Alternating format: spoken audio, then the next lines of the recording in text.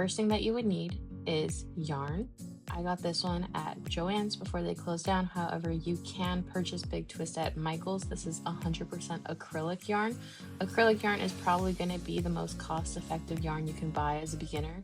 Okay, here are 3 examples of some yarn. If you look at the label, it will tell you the brand and the style. This is a medium weight 4 yarn, and right next to it, it tells you the size hook they recommend. I personally size down just because I crochet a lot and I do not like as much tension on my wrists. This brand right here is another common brand.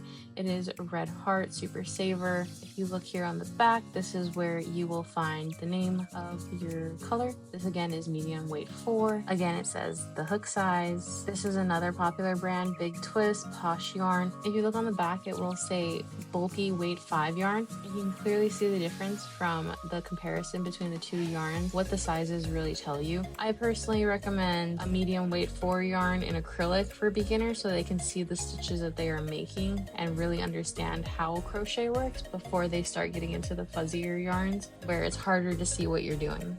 So for this beginner video, all you will need is yarn, scissors, and a hook.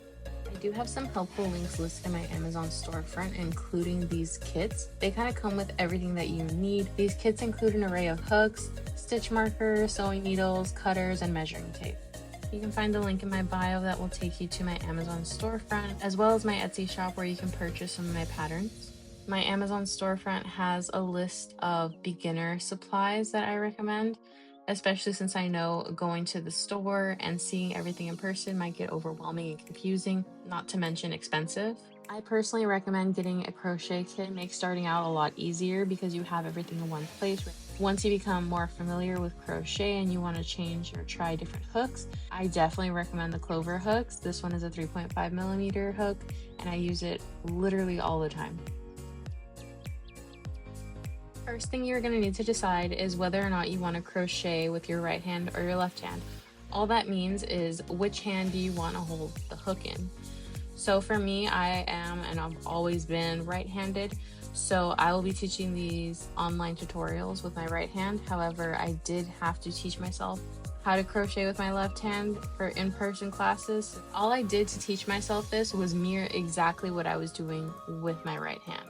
If that's something that's uncomfortable for you and you are left-handed, I would recommend finding a tutorial taught by a left-handed person. They may hold the yarn and hook differently than I do, and that's completely fine. Whatever is comfortable for you, I recommend that's how you learn how to crochet. So now that that's decided, the hand that you are holding your hook in is going to hold it like a pencil. So as though you are writing, make sure your ring finger is propping up your hook, and then the other 3 fingers are kind of in a triangle holding you on, and your pinky is just kind of there. That's the easy side. The yarn side is probably going to be a lot more difficult for most people since your fingers are not used to doing the motions that we need to do in order to crochet, and that's fine. The more you practice, the more it's going to become normalized for you and it's not going to feel as weird in your hands. In order for us to start our crochet project, we are going to need to make a slip knot. This is kind of a starting point for most projects. I'm going to hang the short end of the yarn over my pinky. Then I'm going to take the long end and wrap it down and up over my fingers. Once I have that, I'm going to cross the long end over to the left to form an X. I'm going to hold my thumb on top of that X to keep it in place. I don't want to lose it. And then I'm going to rotate my fingers over towards me. That way I can see what's on the back of my fingers. Go underneath that first loop, which should be tighter, and grab that loose loop and pull it through.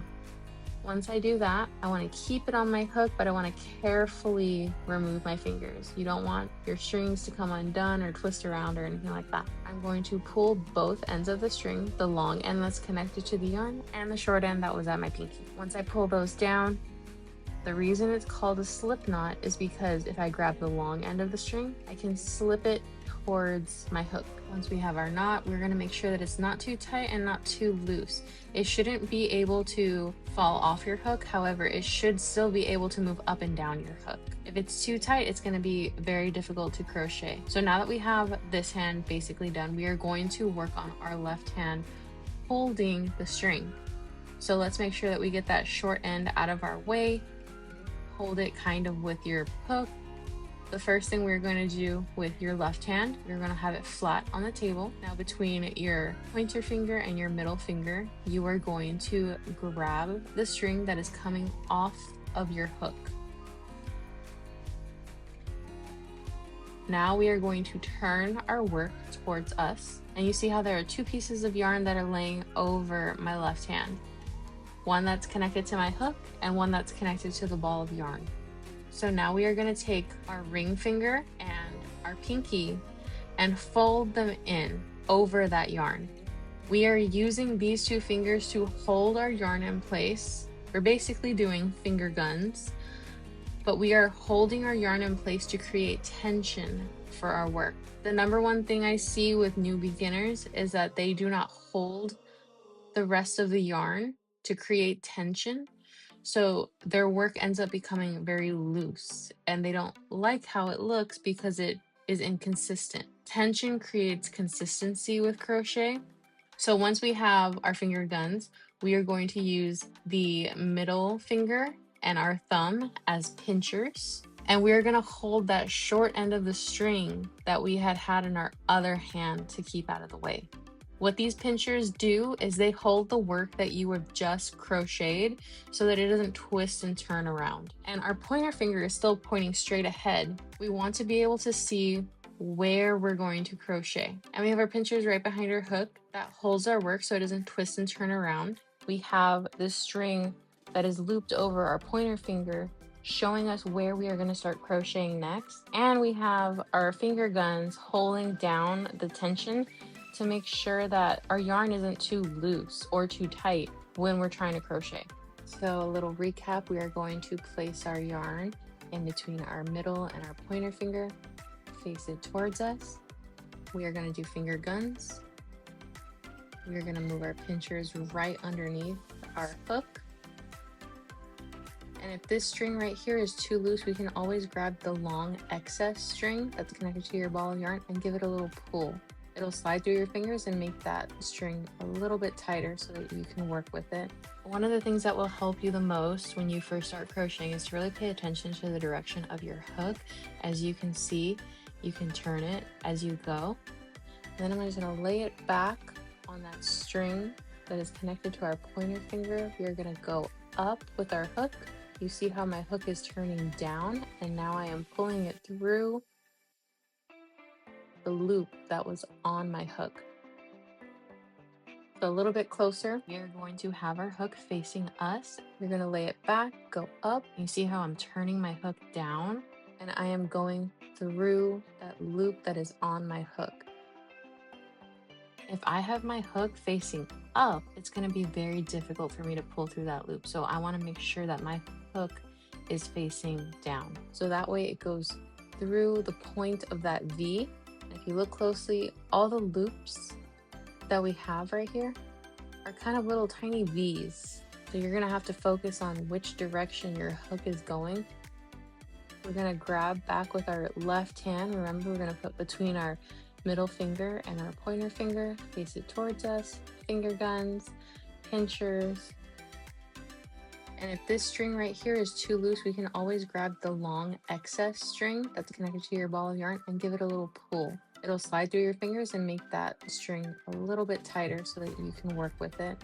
Lay back our hook, grab it, turn your hook, and then pull through the loop. While you're crocheting, if you ever notice that this loop right here is very loose and you want to tighten it again, what you're going to do is carefully take off your hook, carefully remove your fingers, and you're just going to pull very carefully on that long string until you see one clear loop. Then we're going to put it back on our hook, pull a little bit so that it's snug, and then we're going to re-hold our yarn and then continue going. Another common issue is if your work starts flipping around, you need to make sure that you readjust your pinchers so that they are holding down that work. Otherwise, it can get kind of tricky to figure out which way is front and back. Just to recap, remember you put it through your fingers, you're going to turn your hand towards you, finger guns, and your pinchers are going to go right under your hook. Now we're going to lay it back.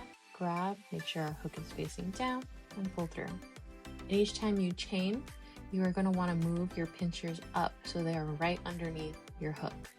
So move our pinchers up, we're going to grab one, move our pinchers up, we're going to grab one, and keep going. This process is called chaining. Chaining is pretty foundational to crochet because it has a lot of the same movements as more advanced stitches, as well as you need to know how to hold the yarn and the hook in order to crochet at all. So I think this is a perfect first lesson. However, before you move on to lesson 2, it's really important that you feel comfortable doing these motions and being able to hold your yarn, as well as have some sort of even tension as you continue on.